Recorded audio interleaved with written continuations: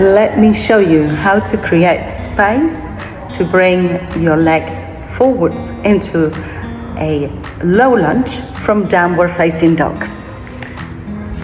The first thing you need to remember is that you need to move forwards. Moving your chest will provide this space underneath your body to bring them. If I try to come forwards without moving my chest, then no matter how flexible I am, I will never reach it.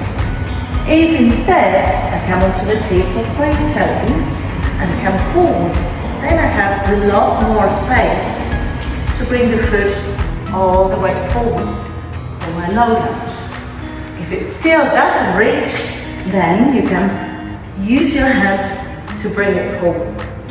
This position is quite stable, so try it out. Bring your hand to your foot and bring it forward.